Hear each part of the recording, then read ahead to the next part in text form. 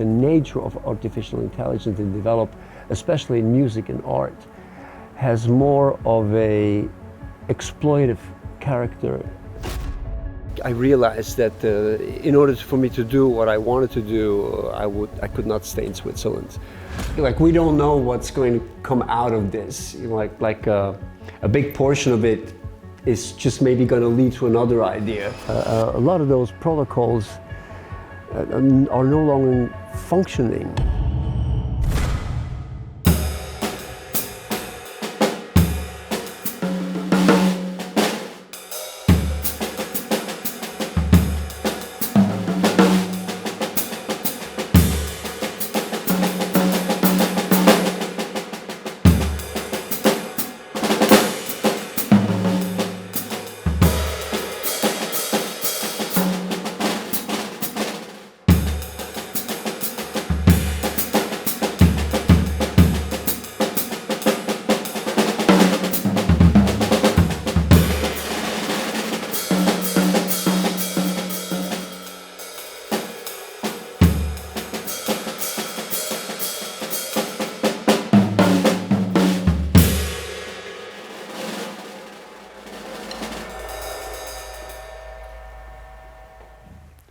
Jojo, what is happening here? Well, we're experimenting with a technology that allows the computer not only to hear me, but also to see me and find ways of interpretation according to like visual input and not only audio input. And that is also something you do for your shows, or is it unclear yet for what? Well, it's basically R&D. Like we don't know what's going to come out of this. Like a big portion of it is just maybe going to lead to another idea. So we don't have a deterministic vision of what this could be. You know, this is really research and development at this point.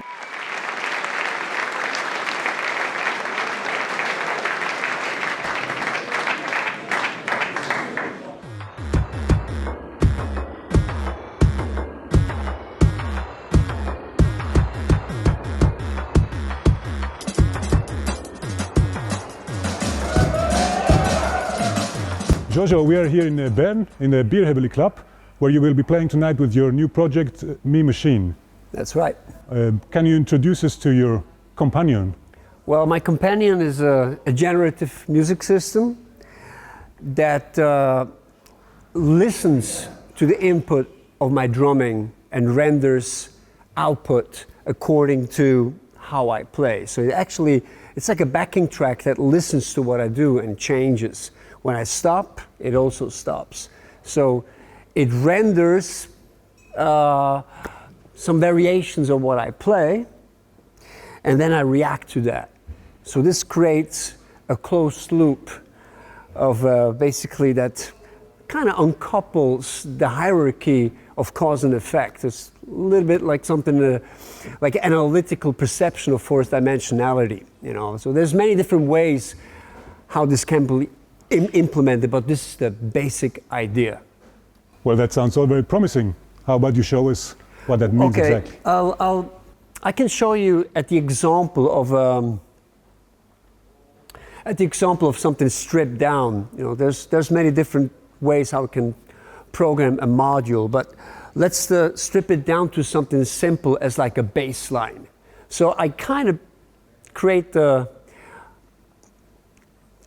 an anthropomorphic version of a human bass player, basically. All right. So I start with something simple, right? You go.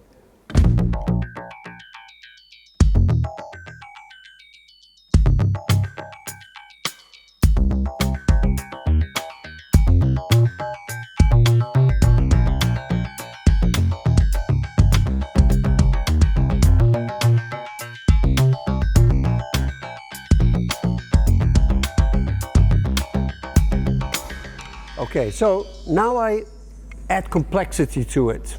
Play more syncopated.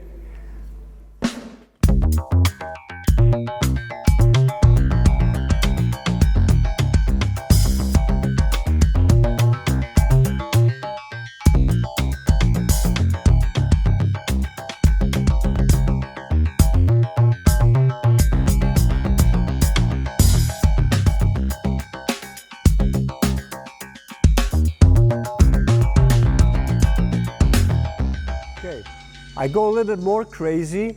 I start messing with the bar lines. So I start to put meters, like random meters of 7 or 21, 16, or I change tempos. The computer will follow me.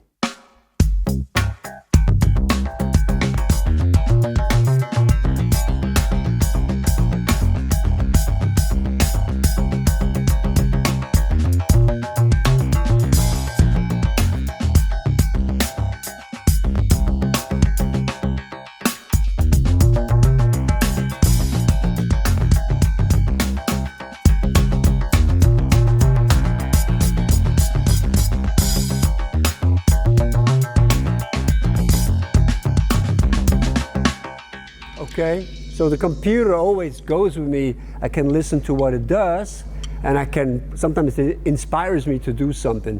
So I can go pretty crazy with that. Other than a human bass player, the computer will always know where I am, basically. Did you give him a name? No. You always know, because it sounds a little bit confusing. I mean, you're not playing with a band, but it is reacting to your impact, to your Yes. play. Do you sometimes, I mean, okay, obviously it's an illusion, but do you sometimes believe you're playing with an actual human being? Well, yeah, I do anthropomorphize it sometimes, which of course is nonsense. Like when this closed loop renders a good output and I'm kind of in the flow with it, it feels like the machine can read my mind, which of course is not true. So I understand this as a prototyping for a new way to make music, for instance. It's like perhaps this is going to be one day a helmet that can read my mind. And so I don't actually need to learn to play an instrument, but I only need to learn how to think music in a good way. It's a utopian thing, and it is not quite without danger, because we as humans depend on our body. Our experience is an experience that relates to our physical being. We cannot just erase that. How much of yourself is actually in this machine?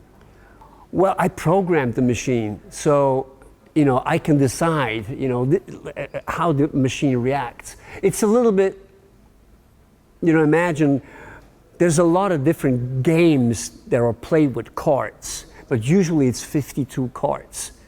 There's hundreds of different games that have different rules. So what I do here with the different songs or tunes or models, I create games and I program the machine to react a certain way. I could program it that it would, like a parrot, just repeats everything that I do. This would be a very boring game.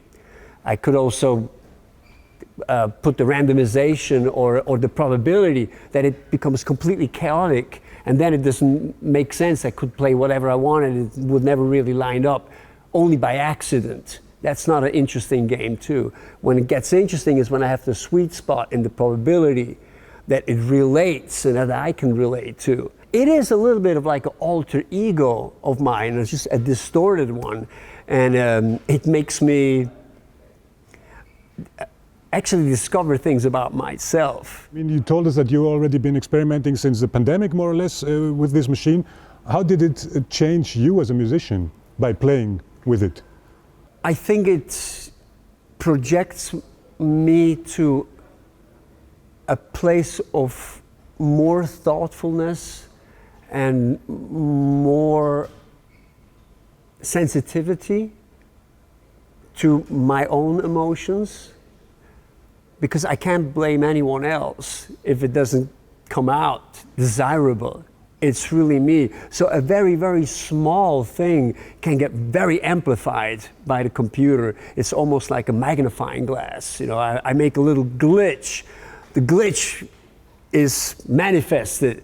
I will have to deal with the glitch. Retroactively, I have to, glitch is, hopefully I can make something with the glitch that I wasn't thinking of 4 seconds prior to that.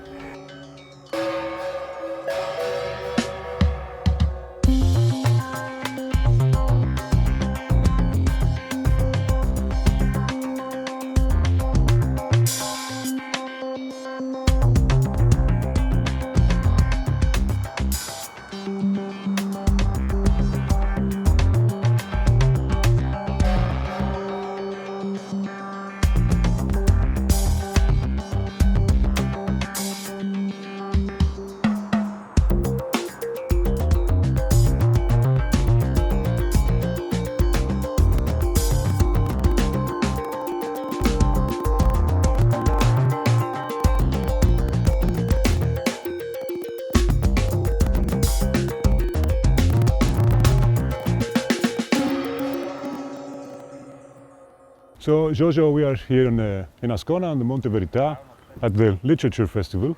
And what are you doing here? Well, I'm just presenting my work, my point of view. Freuen wir uns auf diese Levitationsübung mit Joджо Майер.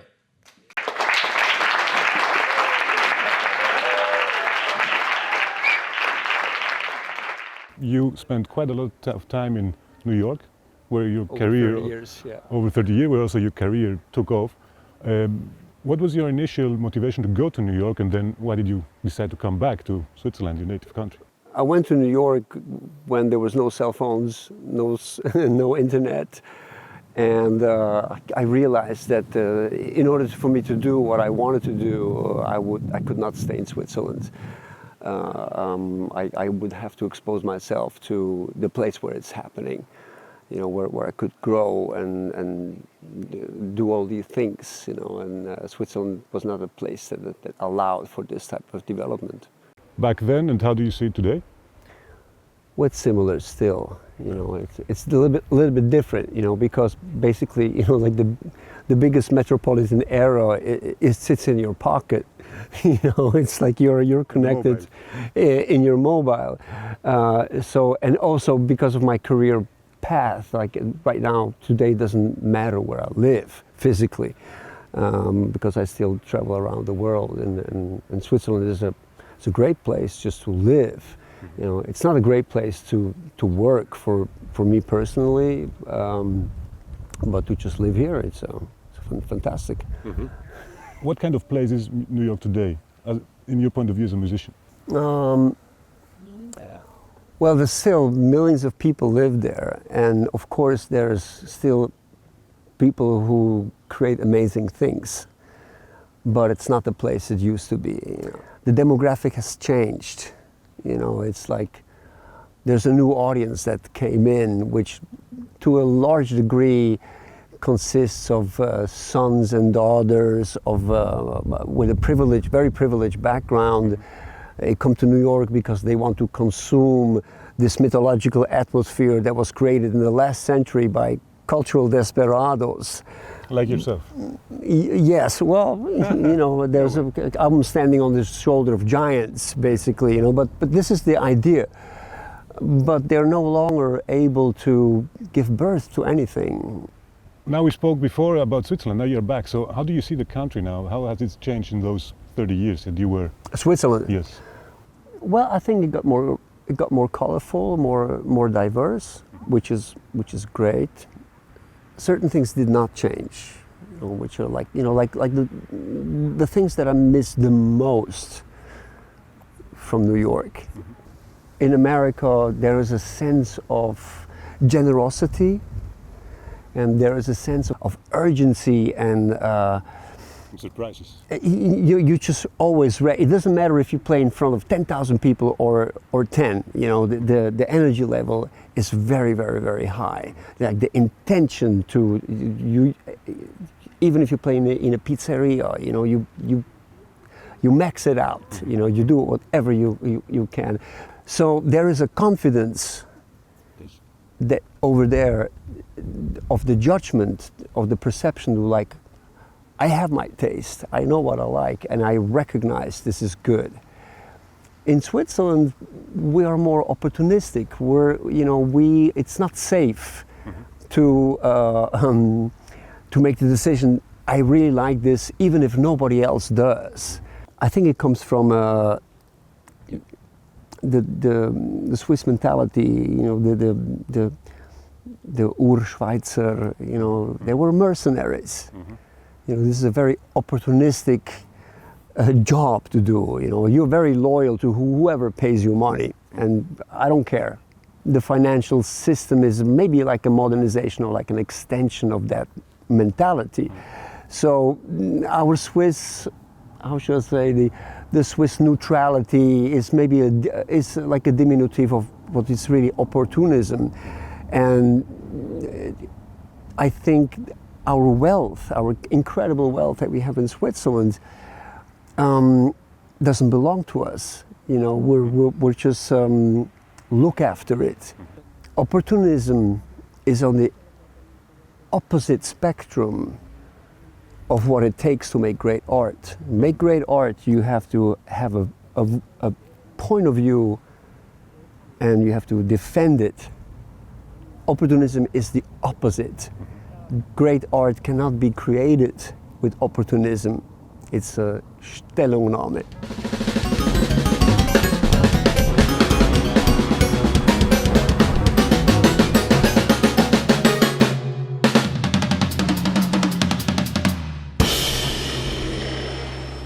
Concerning the outbursts of creativity, I mean, where do you see them? If, as you said, underneath the mainstream, there still are some of those. Where would you locate them?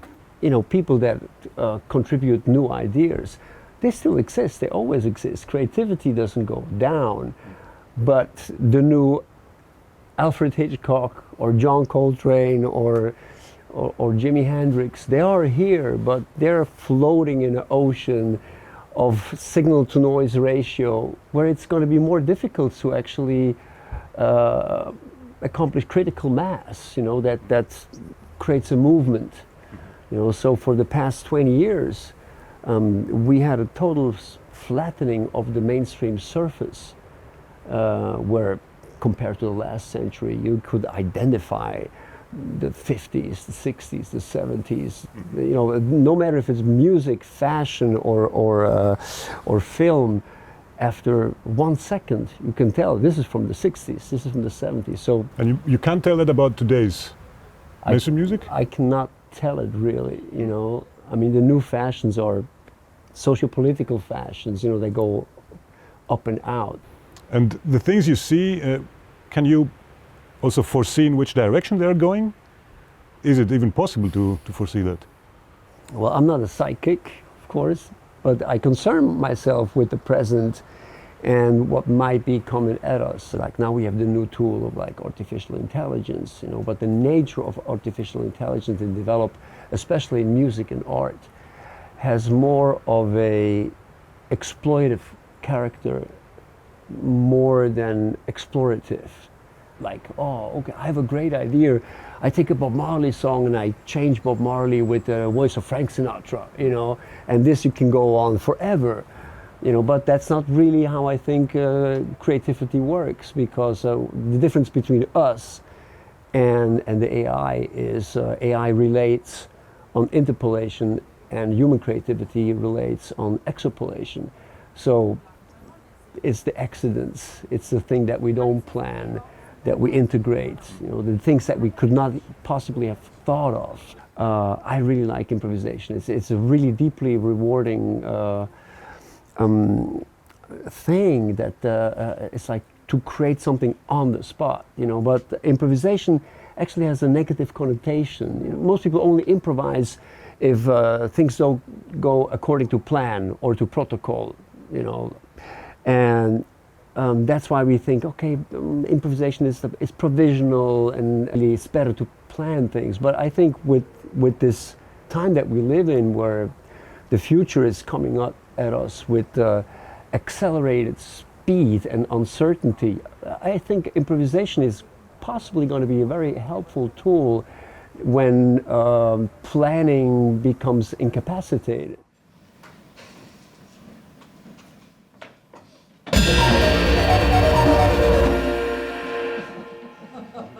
Das Beweis, wie gefährlich es ist.